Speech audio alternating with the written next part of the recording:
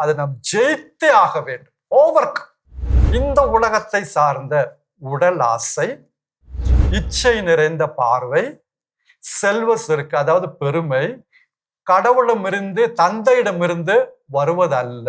அதாவது பண்பு என்னன்னா தன்னடக்கம் அல்லது இச்சை அடக்கம் கூட சொல்லலாம். இந்த பண்புக்கு முக்கியமான ஒரு வசனம் ஒன்று இருக்கு. அது நம்ம சொல்லிட்டு அதை நம்ம அடுத்து தொடர்ந்து பார்ப்போம்.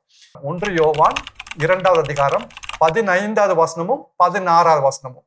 அங்க அந்த திருத்தூதரான யோவான் அழகா அப்படி சொல்றாரு, உலகத்தையும் உலக சார்ந்த அனைத்தையும் நீங்கள் அன்பு செய்தால் தந்தையின் அன்பு உங்கள் மேல் இராது.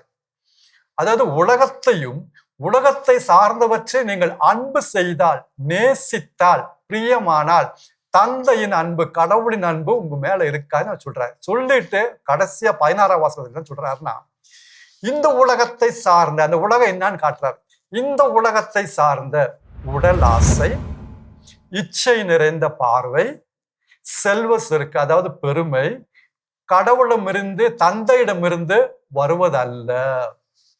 அப்ப இது நம்முடைய வாழ்க்கையில நம்ம எப்படியாவது வரும்போது கட்டுப்படுத்தி அதை நாம் ஜெயித்தே ஆக வேண்டும். ஓவர்